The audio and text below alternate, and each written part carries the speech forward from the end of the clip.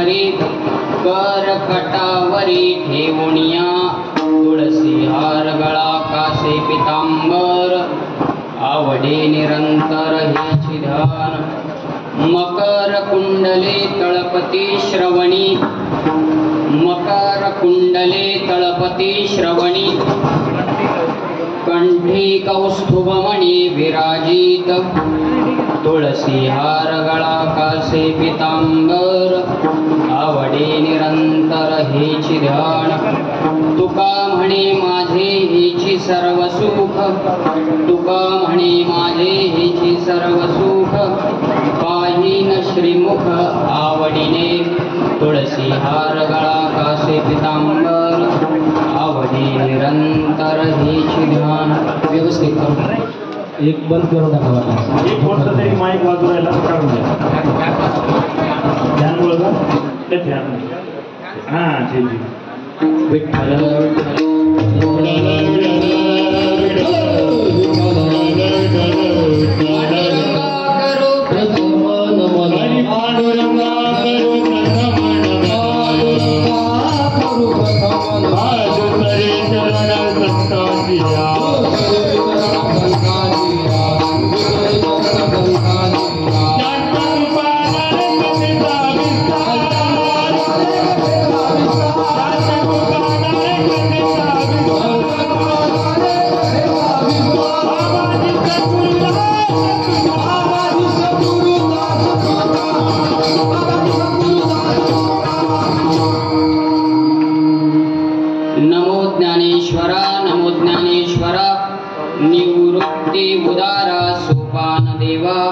मुक्ताबाई नमो त्रिभुवन पावनी आद्यत्रय जननी देवांची नमो सद्गुरु तुकया ज्ञानदीप नमो सद्गुरु सच्चिदानंद रूपा नमो सद्गुरु भक्त कल्याण मूर्ती नमो सद्गुरु भास्करा पूर्ण कीर्ती संपाद्य ज्ञानंच विदाय भक्तिम विलोकितो येन समाधिराजः वैराग्यवन्तं सुविचारयुक्तं नमामि योगं शिरसा गुरुन्तम् आत्मरूप गणेशु स्मरण सकळ विद्यांचे अधिकरण तेची बंधू श्रीचरण श्री गुरूंचे ते नमस्कारोणी आता सुंदर ते ध्यान उभे विटेवरी सुंदर ते ध्यान उभे विटेवरी कर कटावरी ठेवुनिया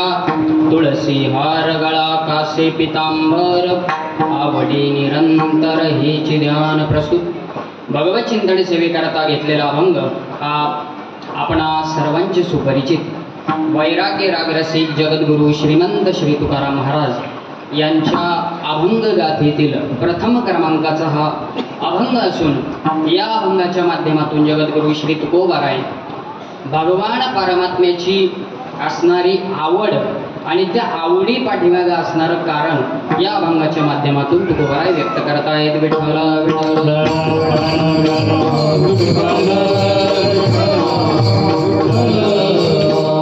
आपल्या या दुधड गावामध्ये आपल्याच गावामध्ये सुरू होणारा हा अखंड हरिनाम सप्ताह त्यातील आजची ही पहिल्या दिवसाची कीर्तन सेवा ज्यांच्या माध्यमातून माझ्यापर्यंत आलेली आहे ते आदरणीय साळुबा भाऊराव पाटील चौधरी तसेच विलास भिवराजी पाटील चौधरी आणि शिवाजी भिवराजी पाटील चौधरी यांच्या सौजन्यातून माझ्यापर्यंत ही सेवा आलेली आहे आणि सेवेला आरंभ करण्यापूर्वी काही परिहार देणं गरजेचं आहे. आपल्या दुधड गावामध्ये जवळजवळ 52 वर्षाची परंपरा असलेला हा उत्सव या ठिकाणी आपण साजरा करत आहोत. मोठ्या आनंदाने उत्साहाने साजरा करत आहोत. मुळात हाच उत्सव मोठ्या आनंदाने साजरा केला पाहिजे असा नियम आहे. शास्त्र तशी मान्यता त्याला देत आलेला आहे. म्हणून आपण हा उत्सव साजरा करत आहोत आणि त्यानिमित्ताने हा प्रथम सेवा करण्याचा योग आहे. आणि सेवा करण्याकरता एकटा उपस्थित असून काही उपयोग नसतो. कीर्तनकार एकटा फेटा बांधून उभा राहिला की त्याने कीर्तन करावं. फक्त एकटा माणूस वन मॅन शो तसं चालत नाही. त्याच्याकरता बाकीचं मंडळ लागतं आणि त्यामध्ये प्रामुख्याने साथ करणारी ही सगळी गुणीजन मंडळी आहेत. त्यामध्ये आदरणीय श्री हरिभक्तपरायण गुरुस्थानी असणारे, त्यांना सर्वच विद्यार्थी गुरुजी असंच म्हणतात, आदरणीय गुरुवर्य दादा महाराज पाटील आहेत. तसेच गुरुवर्य ज्यांच्या श्रीमुखातून आपण रसाळ भागवत कथा ऐकत आहोत, त्यांचं नावच रसाळ आहे, श्री हरी महाराज रसाळ, तेही या ठिकाणी उपस्थित आहेत. त्यांच्याही चरणी दंडवत करतो. तसेच आदरणीय श्री हरिभक्तपरायण तुळशीराम महाराज आहेत. आणि मागच्या वर्षीही अचानक आले होते आणि ह्या वर्षीही अचानकच ते आलेले आहेत. आदरणीय भगवान महाराज आहेत, आदरणीय बाळू महाराज कुबेर आहेत, तसेच आदरणीय सदानंद महाराज क्षीरसागर आहेत, आदरणीय बाळू महाराज शेजूळ आहेत, आदरणीय बाळू महाराज कुबेर आहेत. तसेच भांबर्ड्याचीही मंडळी, अनिल मामा दौंड, भीमराव महाराज काळे, दीपक महाराज पाटाळे, तसेच सर्वच क्षेत्रातील गुणीजन मंडळी या ठिकाणी उपस्थित आहेत. कुबेर महाराज आहेत, अशोक महाराज कुबेर आहेत, तसेच बचाटे महाराज आहेत, भोसले महाराज आहेत. या सर्वांच्या चरणी सर्वच पूजनीय गुरुवारी या ठिकाणी मंडळी आहेत. आमचे शिवनाथ अण्णा आपल्या गावातील भजनी एक भीष्म, त्यांच्याही चरणी साष्टांग दंडवत करतो आणि एक विनंती करतो तुम्हाला गुरुवारींना, गायक मंडळींना एक विनंती. नरसी मेहता त्यांच्या जीवनात त्यांचा केदार राग, नरसी मेहता त्यांचा केदार राग उसना ठेवायला सांगितला होता. त्यांना कर्ज होतं, त्यांना काहीतरी हवं होतं, त्यांनी तो राग उसना ठेवला होता. तुम्हाला विनंती करतो, तुम्हाला कुठलाही प्रसंग आला तो राग उसना तुम्ही ठेवू नका. तुमचा राग जर उसना ठेवला तर आमची अडचण होईल. विठ्ठल विठ्ठल.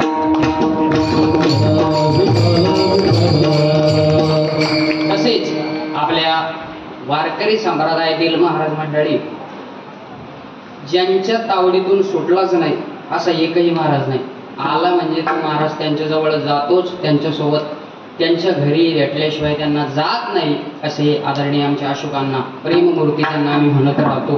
ते या ठिकाणी उपस्थित आहेत. सर्वच पूजनीय मंडळी आहेत. सर्वांच्या चरणी दंडवत करतो.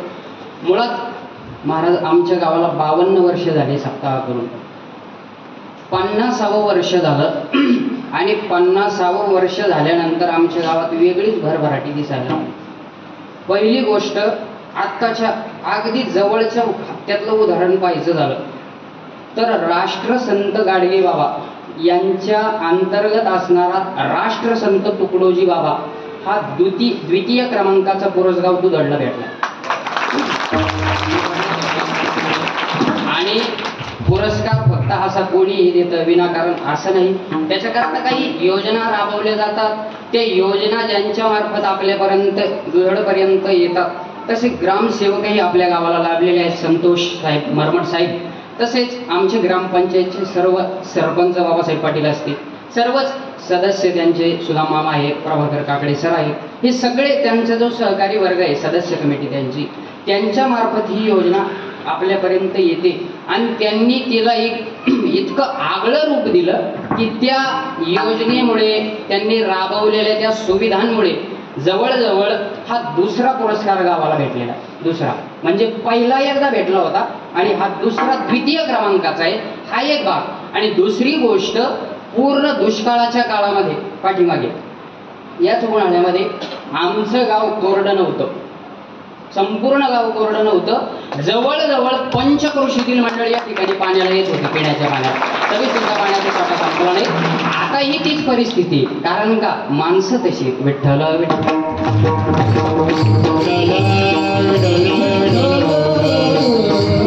सगळ्या मंडळींच्या द्वारे या योजना राबवल्या जातात. आणि मंदिराचंही भव्य दिव्य स्वरूप आपण पाहत आहोत. अगदी कोणताही सप्ताह कोणत्याही काळात करा तुम्ही, उन्हाळ्यात करा नाही तर पावसाळ्यात करा, लग्नही करा, काही करा, अजिबात टेन्शन होणार नाही, कुठल्याच अडचणी येणार नाही. कितीही पब्लिक येऊ द्या, जेवायला बसली काय झोपली काय सगळी तरी सुद्धा अडचण येणार नाही. इतकं भव्य रूप याला लाभलेलं आहे. त्याच्याकरता ही ट्रस्टची मंडळी आहेत, अण्णा आहेत, ही सगळी मंडळी त्याचं कार्य करत राहतात. त्याचा हा लाभ आपल्याला पाहायला मिळतो. फक्त हे असंच होतं असं नाही, याच्या पाठीमागे आधार कोणता आहे तर तो भगवान परमात्म्याचा आधार आहे. आणि त्याचा आधार हा एकच, 50वं वर्ष ही परंपरा लाभत आपण त्या परंपरेला टिकून ठेवतो. त्या 50 वर्षानंतर त्याचं अगदी इतकं फुलवणं चाललेलं आहे. आपण दरवर्षी पहा त्याला नाविन्याने भरभराटी देत आहोत, नाविन्याने, कमी होतच नाही. पैसा असू द्या नाही तर नसू द्या, सप्ताह करायचा आणि त्याच एका जोशाने उमेदीने अजिबात कमतरता त्याच्यात करायची नाही, त्याच प्रकाराने त्याला वाढत ठेवायचं. हीच प्रत्येकाच्या अंतःकरणातली तळमळ आहे, म्हणून आपण हे भव्य रूप आणण्याचं एक कारण आहे. विठ्ठल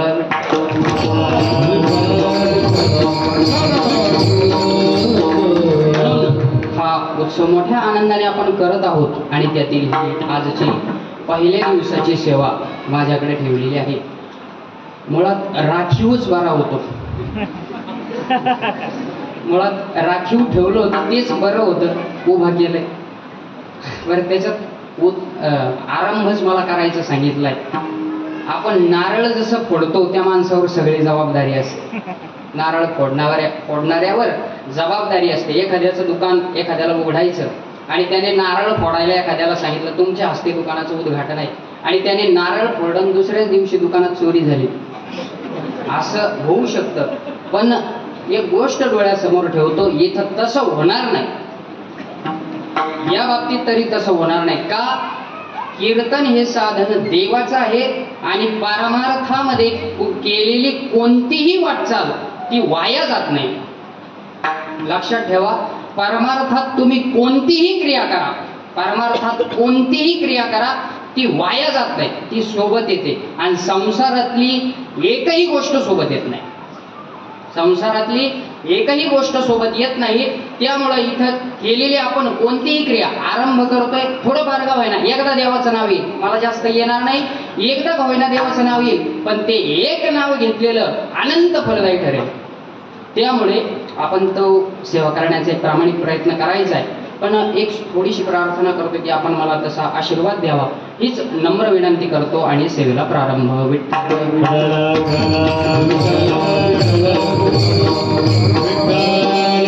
मुळात नियम असा आहे, पहिल्या दिवसाचं कीर्तन असलं की पहिल्या दिवशी एकतर भगवान परमात्म्याच्या नामाचा विचार सांगावा, किंवा भगवान परमात्म्याच्या रूपाचं वर्णन करावं, किंवा भगवान परमात्म्याचं मंगल स्वरूप कसं आहे त्याचं वर्णन करावं, असं आपल्याला वारकरी संप्रदायाची परंपरा पाहायला मिळते. वारकरी संप्रदायाचं तसं दंडक आहे की मुळात संप्रदायाची कीर्तन मर्यादा जी सांगितलेली त्याच्यात हाच विचार सांगितलेला आहे. आपण पहा, तुकोबाराय बोलतायत की हे जे अनुवाद सदा सर्व काळ करूही गोपाळ काला सेव. काला सेव म्हटलंय, 8व्या दिवशी फक्त कृष्ण चरित्र सांगायचं, 7 दिवस हाणायचे गप्पा, असं नाही. 7 दिवस देवाचं चरित्र सांगायचं. बरोबर आहे की नाही? 7 दिवस देवाचं चरित्र सांगायचं, आणि 7 दिवस देवाचं चरित्र येत नसेल तर त्याला कीर्तन नाही म्हणता येणार. विठ्ठल विठ्ठल.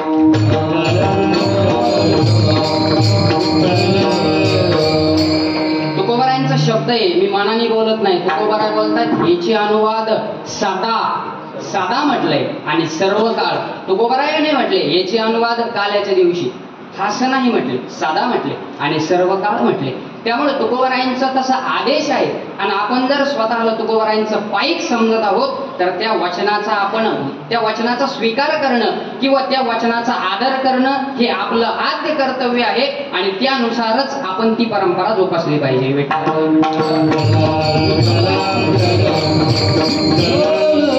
म्हणून मुळात नियम असा आहे की भगवान परमात्म्याचं मंगल स्वरूपाचं वर्णन करावं, आणि त्या उद्देशाने हा अभंग घेतलेला. मंगल परमात्म्याचं वर्णन का करावं असं कोणाचं म्हणणं येईल? का वर्णन करावं मंगल स्वरूप परमात्म्याचं? मंगलमय मंगल का करावं असा एक प्रश्न असेल तर त्याचं कारण असं आहे. एक सुभाषित सांगतो. भर्तृहरीने नीती शतकामध्ये सांगितलं 3 प्रकारचे वर्ग केले. भर्तृहरीने 3 प्रकारचे वर्ग केले. प्रारभ्यतेन खलु विघ्न भयेन नीचैः, प्रारभ्य विघ्न विहिता विरमंती मध्याः, प्रारभ्यै प्रतिहन्यमाना विघ्नैः पुनः पुनरभे प्रतिहन्यमाना न परित्यजन्ति उत्तम जनाः. भर्तृहरी असं म्हणतो, सोपं सोपं सांगतो, किचकट सांगणार नाही. सोपं सोपं सांगतो, फक्त झोपू नका. सोप्या भाषेत सांगतो, अवघड मला येतही नाही, आपला तितका अभ्यासही नाही, सोपं सांगणार आहे. काय म्हटलं भर्तृहरी? मंगल कशा करता करावं? त्यांनी सांगितलं की जो कोणी पुरुष आहे त्याच्या जीवनामध्ये त्याला कर्म करायचं. एखादा त्याला शाळेत जायचं, मुलाला तो शाळेत जाण्याकरता सकाळी उठला, आंघोळ करायची, पण त्याने विचार केला शाळेत गेल्यानंतर आपल्याला काही लिहायला सांगितलं आणि आपल्याला आलं नाही तर मॅडम काय करतील? मारतील. या भीतीने तो जातच नाही. प्रारब्धे प्रारब्धतेन खलु विघ्न भयेन नीचही, त्याला नीच म्हटलंय. जो माणूस कर्म करण्याच्या अगोदरच घाबरतो. कीर्तन करायचंय पण मला फेटा बांधता येईल का, कंबर बांधता येईल का, पुढचा कीर्तनाचा अभ्यास लांबचा आहे, अगोदरच तो म्हणतो मला फेटा बांधता येईल का म्हणून मी कीर्तन करणार नाही, त्याला नीच म्हटलंय. नीच म्हटलंय. त्याच्यानंतर प्रारब्धतेने खलु विघ्न भयेन नीचही, प्रारब्ध विघ्न विरही. मध्ये समजा कर्म करायला सुरुवात केली आणि कर्म करत असताना मध्ये विघ्न आलं. सप्ताह चालू केला आणि सप्ताह चालू केल्यानंतर दुसऱ्या दिवशी देणगी गोळाच झाली नाही, सप्ताह बंद. सप्ताह बंद पडला, त्याला नीच नाही म्हटलं जात, त्याला मध्यम म्हटलं जातं, मध्यम तोडीचा. त्याच्यानंतर तिसरा सांगितला विघ्न ही पुनरपी प्रतिहन्यमाना. सप्ताह चालू केला, अनेक जणांनी पोलीस केस केल्या, लॉकडाऊन मध्ये सप्ताह नका करू, पोलीस इथं येऊन गेले तरी सुद्धा कीर्तन चालू आहे, त्याला उत्तम म्हटलंय. विठ्ठल विठ्ठल. म्हणून हा चालू असताना सुद्धा हे कार्य करत असताना प्रतिहन्यमाना न परित्यजंती उत्तम जना, हा सोडत नाही का, त्याच्याकरता त्याच्यावरती आशीर्वाद हा सद्गुरूचा असतो किंवा परमात्म्याचा असतो आणि तो आशीर्वाद प्राप्त व्हावा याच्याकरता मंगल करायचंय. विठ्ठल विठ्ठल.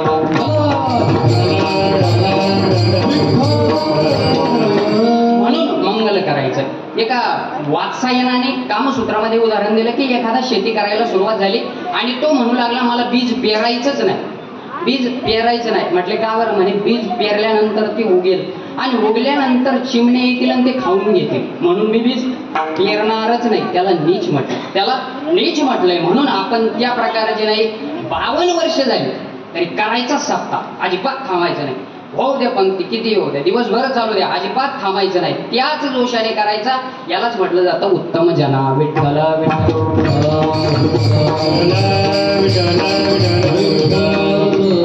पण हे करत असताना देवाला सोडायचं नाही, देवाला सोडायचं नाही. त्याच्या मंगल स्वरूपाचंच वर्णन आपल्या वाणीद्वारे घडलं पाहिजे. म्हणून हा अभंग आज सेवेकरता घेतलेला आहे. मुळात या अभंगातून तुकोबाराय आपली आवड व्यक्त करतायत. आवडे निरंतर हेची ध्यान. तुकोबाराय बोलतायत की मला भगवान परमात्म्याचं ध्यान आवडतं, असं तुकोबाराय म्हटले. आपण जर या जगामध्ये विचार केला, या सृष्टीवरती जर विचार केला तर आपल्याला 3 प्रकारचे वर्ग पाहायला मिळतात. 3 प्रकारचे. ऐका, मुळात एक विषय डोळ्यासमोर ठेवतो, माफी मागून बोलतो. आपण जर कीर्तनामध्ये आलेलो आहोत तर कीर्तनामध्ये कीर्तन ऐकण्याकरताच आपण यावं. कीर्तनामध्ये तुम्ही जर संसार ऐकायला येत असाल तर तुमचा कीर्तनाला न येता घरी टीव्ही पाहून तो संसार आपण तिथेही पाहू शकतो. तसं न करता आपण कीर्तन ऐकण्याचीच अपेक्षा ठेवा, तर ते कीर्तन होईल.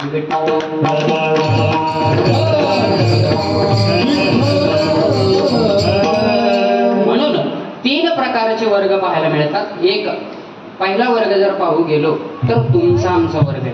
तुम्ही आम्ही, मी तुम्ही जीव आहोत, आपण जीव कोटीतील प्राणी आहोत आणि आपला विचार केला तर आपल्याला काही ना काही आवडत राहतो. आवडत नाही असं या सृष्टीवर अजून प्राणीच जन्माला आला नाही. मला हे आवडत नाही असा प्राणीच नाही, असा प्राणीच नाही. तुम्ही म्हटले काय आवडतं, ज्याची त्याची स्वतंत्र आवड असते. आपण ठरवून पहा आपल्याला काय आवडतं. कोणाला चांगले कपडे घालायला आवडतात, कोणाला चांगलं राहायला आवडतं. तुकोबाराय म्हणतात ना, मूळ जना छंद लावण्याचा, ज्याला त्याला स्वतंत्र आवड असते. आवड नाही असा प्राणीच नाही, आवड नाही असा प्राणीच नाही. आणि हे मोठं झाल्यावर कळायला लागल्यावर असतं असं अजिबात नका समजू. कधीपासून असतं? जन्मल्यापासून असतं. जन्माल्यापासून. मी नाही बोलत, ज्ञानोबाराय बोलतायत. ज्ञानोबाराय बोलतायत की पहिल्या बाळ दशे आईबा हेची पिसे. ज्ञानोबाराय बोलतायत की जन्माला आला, जन्माला आल्यानंतर त्याला पहिल्या वेळेस त्याची आई बा म्हणजे वडील हेच वेड त्याला लागलेलं असतं. आणि त्याच्यानंतर थोडासा मोठा होत गेला आणि एकदा तो चतुर्भुज झाला की मग काय होतं, त्याची स्त्री मांसे भुलवून टाके. तोच त्याचा स्त्रीमध्ये आवड रूपांतर होते, त्याच्या बायकोमध्ये त्याची आवड परिवर्तन त्या आवडीचं होत राहतं, बदल होत राहतं. किती आवडतं? ज्ञानोबारायांनी तर पराकाष्ठा केली त्याची. ज्ञानोबाराय बोलतायत की मग चित्त आराधी स्त्रियेचे, तियेचे नि छंदे नाचे.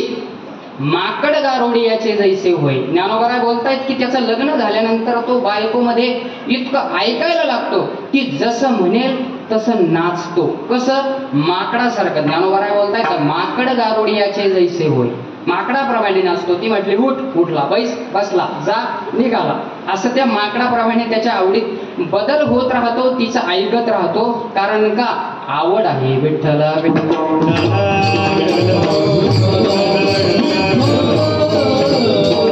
आवडीचा जर आपण अजून विचार केला बारकाईने तर कोणाला काय आवडेल? अगदी सकाळ झाली आणि तोंड धुतल्याबरोबर पहिलं काही जणांना दुकान आवडते. दुकान कोणती? तुम्ही समजून घ्या कोणती दुकान आवडते. त्याला लगेच तिकडं जावं वाटतं. चप्पल घातली त्याला अजिबात दम निघत नाही, कारण त्याची आवड आहे. कोणाला घरातच गॅस पेटवून आवडत? काय? चहा.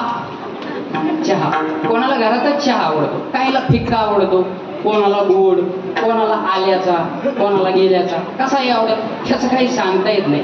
एक चहा आहे, चहाचा प्रकार सांगतो. त्याला काय म्हणलं? खडा चम्मच चहा.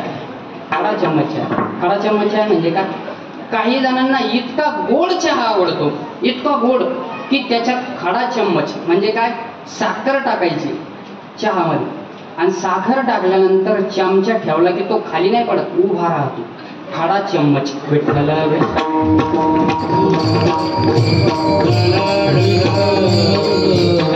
त्याला खडा चम्मच आहे अशी आवड असते. अगदी होटाला होट चिटकतात तरी ते म्हणतात थोडा फेकाचे, अजून साखर टाका. ही ज्याची त्याची आवड असते. आपण पाहून घेऊ शकता. आपल्याला स्वतःला काय आवडतं मला सांगायची गरज नाही. ज्याची त्याची आवड असते. अजून तिथंच थांबतं असं नाही. त्याच्यात पहा, काही जण म्हणतील मला काहीच आवडत नाही, काही जण काय म्हणतील मला आवडतच नाही, अजिबात आवडत नाही. तुम्ही काहीही सांगा, चहा प्यायला नाही आवडत, जेवायला नाही आवडत, झोपायला नाही आवडत. मग मला सांगा त्याला आवड नाही का? आवड नाही का? आहे. आवडत नाही हीच त्याची आवड आहे. आवडत नाही हीच त्याची आवड आहे. आवडत नाही असा प्राणी अजून सृष्टीवर जन्माला आलेला नाही. फक्त मनुष्यच नाही, प्राणी सुद्धा त्यांच्याही जीवनात आवड असते. आपण पहा ज्ञानोबरायांचा दृष्टांत पहा. ज्ञानोबराय म्हणतात म्हैस हिरव्या चाऱ्या भांबावे पशु म्हणजे प्राणी. म्हैस किंवा गाय हिरवा चारा पाहिले की लगेच म्हैस कुठं पळायला लागते? त्या दिशेने पळायला लागते. घास पाहिला त्या दिशेने पळायला लागते. प्राण्यांच्या जीवनात सुद्धा आवड असते. अजून एक उदाहरण सांगतो, आपण ऐका.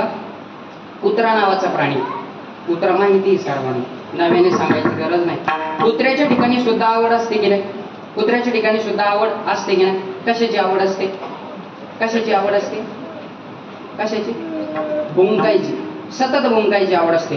कुत्र्याला म्हटलं नको भुंकू, हाड म्हटलं तरी सुद्धा तो भुंकणारच. कितीही बाजूला केलं तरी भुंकणारच. हाड म्हटलं तरी मध्ये येऊन तो भुंकला नाही, तो कुत्रा नाही.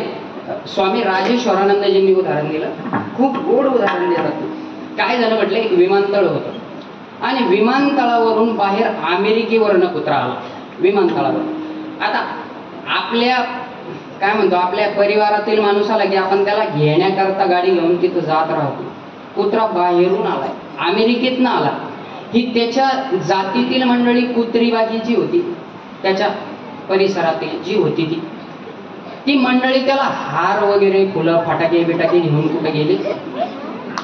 एअरपोर्ट वरती गेली त्याला घेण्याकरता गेली. त्याच्या विमानाची वेळ होती, वेळ पाहिली, म्हटले अजून आले नाही. वेळ झाली, म्हटले आता फ्लाईट आली असेल.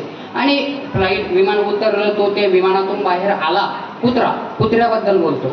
आला, बाहेर आल्यानंतर कुत्रा उतरल्यानंतर ही बाकीची मंडळी म्हणू लागली, त्यांची प्रजाती कुत्री बाकीची, ती म्हणू लागली धन्य झाला आमचा देश, तुमचे पाय या पृथ्वीला लागले, आमच्या सृष्टीला जागेला लागले, आमचा देश धन्य झालाय. म्हटले पवित्र झाला तुमच्या चरणाने, कुत्र्याच्या पायाने धन्य झाला. कुत्रा खाली आला, त्याला हार वगैरे घातला, फटाके वगैरे, त्याचं स्वागत झालं आणि पुढे कुत्रा निघाला. रस्त्याने जाता ती मंडळी म्हणू लागली तुम्हाला फिरायचं कुठं? कुत्रे बाकीचे म्हणाले तुम्ही भारतात आलेला आहात, मग फिरायचं कुठं आहे तुम्हाला? आम्ही तुम्हाला एक गाईड देतो आणि वेगवेगळे आमच्या भागातले ठिकाणं सांगतो, तिथं तुम्ही फिरा, असं त्यांना म्हणू लागले. त्यावेळी तो कुत्रा म्हणू लागला मला फिरायचं नाही म्हटले, मी जग सोडलं नाही म्हटले, अमेरिकेवरून आलो, सगळं फिरून आलो, मी फिरण्याकरता इथं आलेलो नाही, म्हटले मग तुम्ही आले कशा करता? अमेरिका सोडून, ड्युटी तुमची ती सोडून इथं कशा करता आले? म्हणे मी आलो याच्या करता, मला तिथं भुंकायची सवय होती, पण तिथं विनाकारण भुंकता येत नाही, विनाकारण इथं भुंकता येतं. विठ्ठल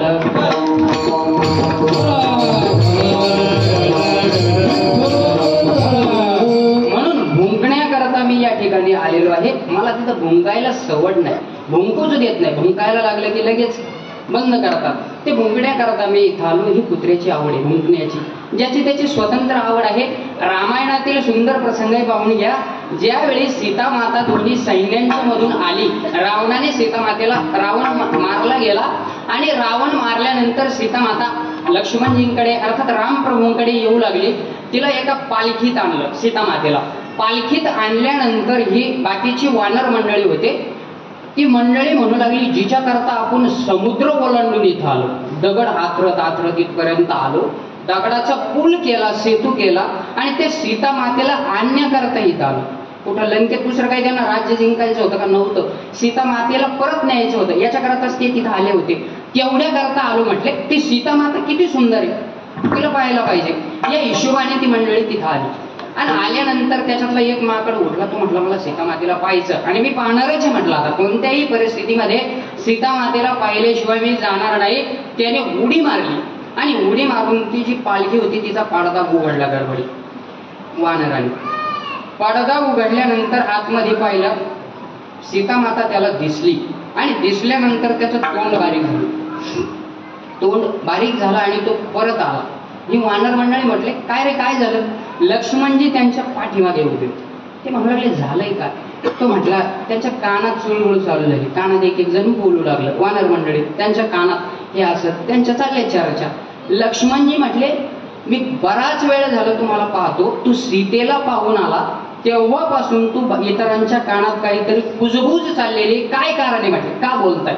त्यावेळी ती मंडळी म्हणू लागले, म्हटले काय राहू दादा, लक्ष्मण दादा म्हटले एवढ्या लांबून आपण इथपर्यंत आलो, अगदी लंका समुद्र पार करून इथपर्यंत पोहोचलो आणि ज्या सीतेला पाहण्याकरता मी गेलो ती सुंदरच नाही. म्हटले सुंदरच नाही. त्यावेळी ती मंडळी म्हणू लागली, लक्ष्मणजी म्हणू सुंदर नाही? कसं काय सुंदर नाही? म्हटलं सुंदर आहे. म्हटलं सीता, तिच्यासारखं सौंदर्य या जगतामध्ये नाही. लक्ष्मी आहे ना ती, तिच्यासारखं सौंदर्य तिच्या तुलने इतकं कोणालाही नाही.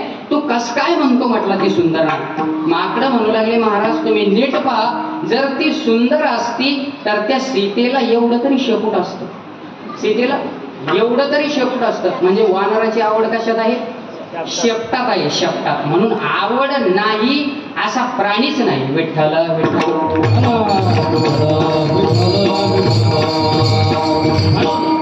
विना आवडीचा मनुष्य आजपर्यंत जन्माला आलेला नाही. जन्माला सुद्धा आला तो आवडीनेच आलेला आहे. जन्माला त्याच्या आवडीने भोगत इथपर्यंत आलेला आहे. त्यामुळे आवड नाही असा प्राणीच अजून जन्माला यायचा बाकी राहिलेला आहे. आवड नाही असा प्राणीच नाही. त्यामुळे लावून म्हणून विना आवडीचं कोणीही नाही, विना आवडीचं कोणीही जन्माला आलेलं नाही. म्हणून आपण मनुष्य प्राणी पाहिला, त्याच्यातले प्राणी वर्ग सुद्धा पाहिला, बिगर आवडीचं कोणीही नाही. दुसरा प्रकार पहा, दुसरा प्रकार देवाचा प्रकार आहे, दुसरा भगवान परमात्म्याचा. आणि भगवान परमात्म्याला काय आवडतं? आवडे देवासी आवडे देवा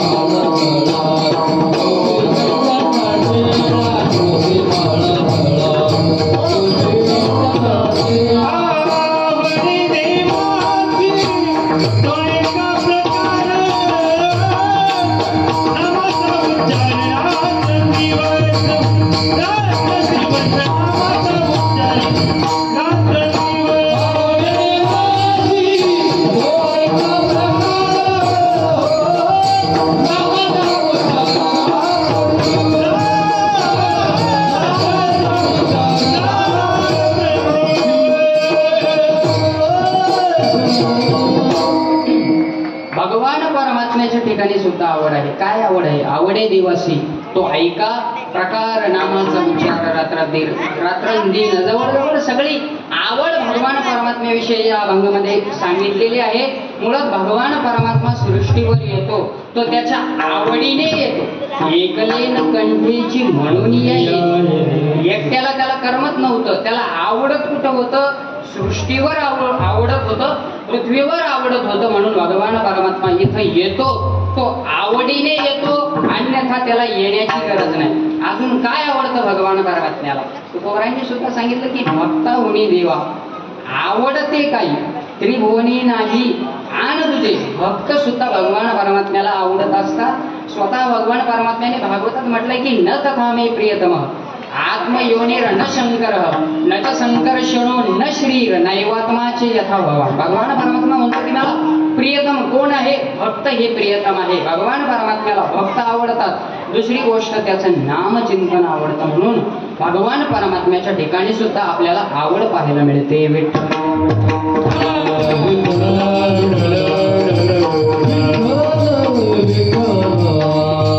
तिसरा वर्ग जो आहे तो आहे संतांचा.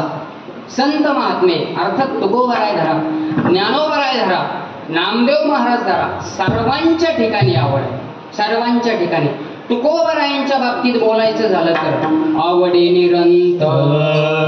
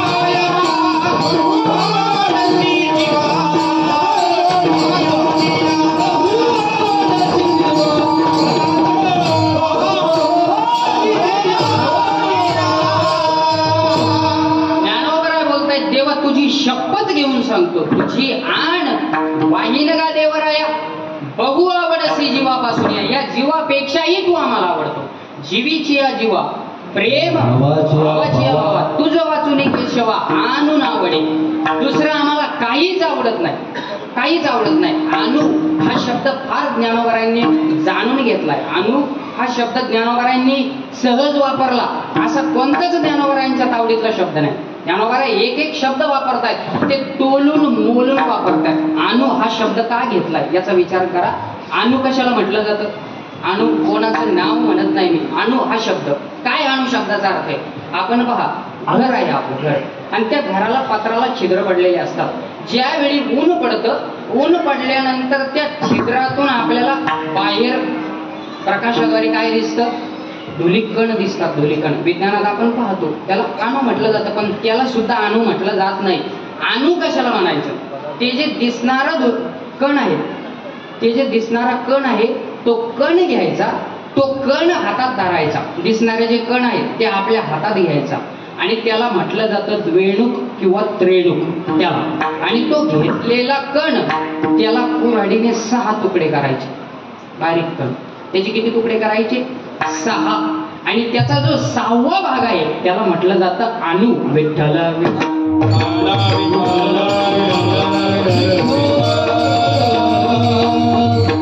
तस्य षष्ठतम भाग, त्याला 6वा जो भाग आहे त्याला म्हटलं जातं अणू.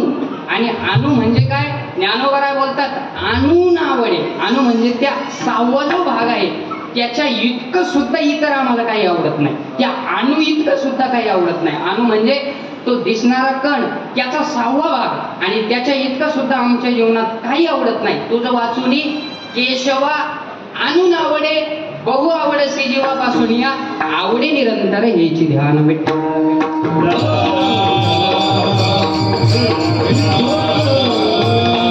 त्याच्या इतकं काहीच आवडत नाही भगवान परमात्मे, काहीच आवडत.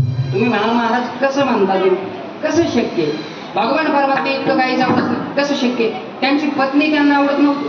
तुकोबारायांचं जीवनचरित्र पहा, पत्नी आवडत नव्हती आवडत पत्नी सुद्धा तुकोबारायांना.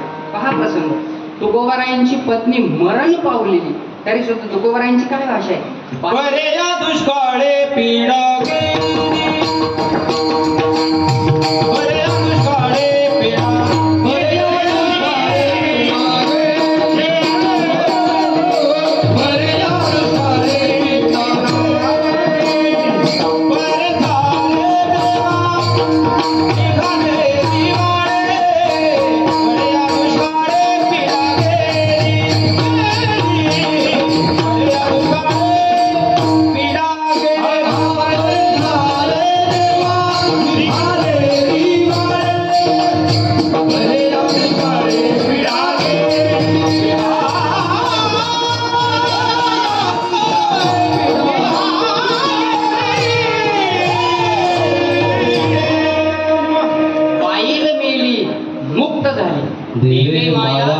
सोडविली.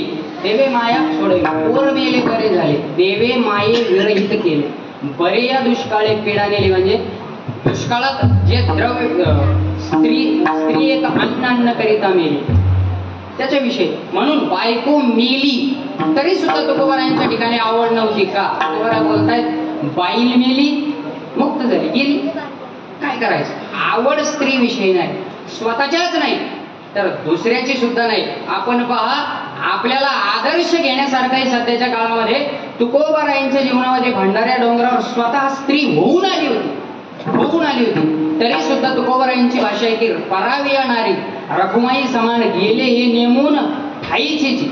हा प्रसंग तुकोबारायांचा सरकारापर्यंत गेला पाहिजे. सध्याच्या काळामध्ये सरकारपर्यंत हा प्रसंग गेला पाहिजे. त्यांना ही वचनं दाखवली पाहिजे की या जगतामध्ये अशी संस्कृती असताना सुद्धा रोज अत्याचार होताना आपल्याला दिसत आहेत. हे आपलं दुर्दैव आहे. आपली तशी दृष्टी राहिलेली नाही, म्हणून त्यांच्या समोर हा प्रसंग ठेवला पाहिजे. त्यांना हा प्रमाण त्यांना दाखवलं पाहिजे की आपण स्त्रीला मातेचा दर्जा देणारी मंडळी आहोत तरी सुद्धा त्याचा आदर आपण करत नाही, याचा विचार आपण केला पाहिजे. एक वाक्य स्वामी गोविंद देवगिरीजी यांच्या मुखातलं वाक्य, ते म्हटले जर गुन्हा कन्फर्म असला, गुन्हा कन्फर्म आहे त्यावेळी त्याचं सोल्युशन एकच, encounter. Crime is confirm, encounter is the solution. काय म्हटले, जर गुन्हा कन्फर्म आहे, crime is confirm, encounter is the solution. विठ्ठला विठ्ठल.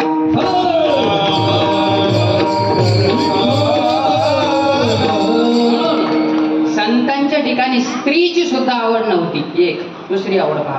तुम्ही म्हणाल नाही स्त्रीची, काय जणांना पैसे तर आवडतात, पैसे. तुकोबारायांच्या जीवनातलं पहा, अजिबात पैशाची आवड नाही. अजिबात पैशाची आवड नव्हती. पहा, छत्रपती शिवाजी महाराजांनी स्वतः सगळी कागद पाठवली, सगळी कागद स्वतःची, जी इस्टेट होती, राज्य होतं, जे नावावर होतं, तेवढं सगळं तुकोबरायांच्या समोर ठेवलं होतं. तुकोबराय म्हटले अजिबात नाही, तुमचे येरवित्त धन ते मज मृत्तिके समान, बिवट्या छत्री घोडे हे तो बऱ्याच न पडे. अजिबात आम्हाला याच्याविषयी आवड नाही, अजिबात आवड नाही. तुम्ही म्हणाल महाराज तुकोबरायांच्या जीवनात नव्हती, आता कोणी आहे का असं सांभाळणार? तेव्हा ठीक होतं, आता आहे का? हो, आताच्या काळात सुद्धा आहे, आता सुद्धा आहे. अगदी ताजं उदाहरण देतो. 1917च्या अगोदरचं उदाहरण पहा, फार जुना काळ नाही, जवळचं उदाहरण आहे. स्वानंद सुखनिवासी सद्गुरू जोग महाराजांच्या जीवनचरित्रातला प्रसंग आहे का? त्यावेळी जोग महाराजांचं कीर्तन होतं मुंबईला. पैशाच्या संबंधाने बोलतोय मी. जोग महाराजांचं कीर्तन होतं मुंबईमध्ये आणि कीर्तन चालू असताना जोग महाराजांचं कीर्तन झालं.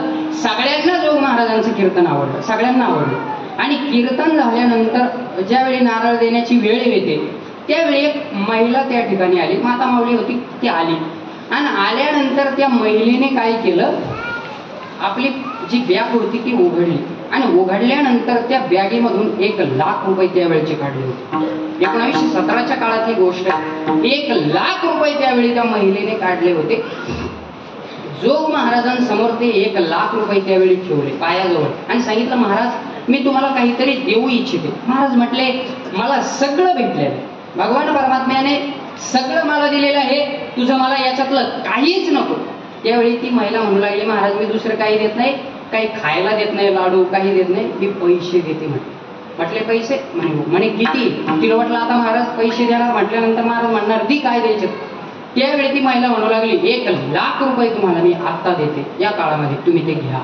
त्यावेळी जोग महाराज म्हणू लागले, तुझा 1 रुपया सुद्धा मला नको. या 1,00,000 रुपये जे आहेत त्याचा 1 रुपया सुद्धा मला त्याच्यातलं नको. तुझे जे आहे ते तुझे घेऊन जा, मला प्रवासाला जितके लागले तितके मी घेणार आहे, याच्या व्यतिरिक्त मी घेणार नाही, असं जोग महाराजांनी सांगितलं. त्यावेळी ती महिला म्हणू लागली, काय महाराज काय महाराज घ्या ना. म्हटले 1,00,000 रुपये मी तुम्हाला आता देते, तुम्ही नाही म्हणता. 1,00,000 रुपये तुम्हाला एक डोळ्यासमोर ठेवते. म्हटले लक्षात ठेवा, आतापर्यंत तुम्हाला 1,00,000 रुपये देणारा कोणी भेटलं नसेल. ती महिला म्हणू लागली, लक्षात ठेवा. म्हटले घ्या माझे 1,00,000 रुपये. त्यावेळी जोग महाराज काय म्हटले, बारीक आहे का? जोग महाराज म्हणू लागले, बाई तू 1,00,000 रुपयाचं मला भूषण दाखवू नको, तुलाही आत्ता सांगतो 1,00,000 रुपयाला लात मारणारा कोणी भेटला नसेल. 1,00,000 रुपयाला लात मारणारा कोणी भेटला नसेल. तुला मी पहिला भेटलोय, मला अजिबात तुझा 1 रुपयाही नको. संतांच्या ठिकाणी धनाचीही आवड नाही भेटली.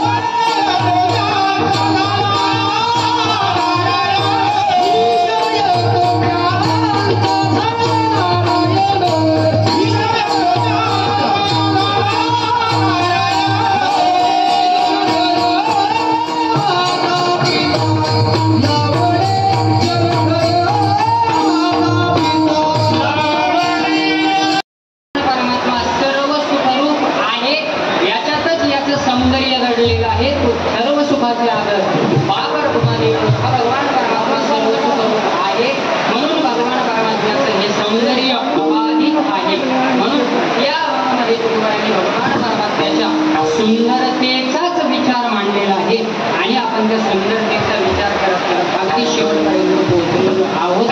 आपली वेळ संपलेली आहे. म्हणून या अनुभवाद्वारे भगवान परमात्म्याचं जे सौंदर्य तुकोबरायांनी दाखवलेलं आहे तेच सौंदर्य आपल्याला अर्थात ते सुंदर रूप भगवान परमात्म्याचं तुम्हा आम्हाला दिसावं, आपल्याला ते दृष्टी भगवान परमात्म्याने द्यावी, संतांच्या कृपेने ती दृष्टी तुम्हा आम्हाला प्राप्त व्हावी, हीच प्रार्थना जगद्गुरु तुकोबरायांच्या चरणी करतो. आणि एक गोष्ट डोळ्यासमोर ठेवायची ती अशी की आपल्या गावाला सुवर्ण महोत्सव झाला. सुवर्ण महोत्सव झाला. 50 वर्ष आपल्या गावातल्या सप्त्याला झाले आणि त्याच्यानंतर एक भरभराटी अजून एक दिसली. आपल्या गावातील जवळजवळ 4 ते 5 मुलं हे संस्थेत पाठवण्यात 4 ते 5 मुलं हे संस्थेत पाठवण्यात आले. त्यातील पहिला मुद्दा असा आहे की एक मुलगा हे गुरुवर्य राऊतबाबांच्या संस्थेत राऊतबाबांच्या संस्थेत आहे. रोहित सदाशिव चौधरी साहेबराव महाराजांचा तो नाते. त्याच्यानंतर आमच्या बाळगातील नामदेव बाप्पा त्यांचा सात्विक सुद्धा संस्थेत टाकलेला आहे. सारंग वडगे त्यांचा चिरंजीवी आपले निवर्ती नाना त्यांचा सुद्धा मुलगा नातू संस्थेत टाकलेला आहे. मला फक्त सांगायचं इतकं आहे की संस्थेत मुलं टाकली म्हणजे आता ते हरिपाठ घेतील आणि तुम्ही घरी बसा असा त्याचा अर्थ कोणीही काढू नका. आपले मंदिराचे दशा पाहिली तर खूप मोठं भव्य स्वरूप आहे. पण मंदिरामध्ये एवढं भव्य स्वरूप फक्त लग्न लावण्याकरता त्याला मर्यादित ठेवू नका. लग्न लावण्याकरता त्याला मर्यादित ठेवू नका. इथं हरिपाठ वर्षभरही चालला पाहिजे. वर्षभर फक्त 4-5 मंडळीच तो घेत आहे. 4-5 मंडळीच तो घेत आहे. म्हणून आपण त्याची दखल घ्यावी आणि हरिपाठ घेणाऱ्या मंडळींनी तर आपले नातू आणावे.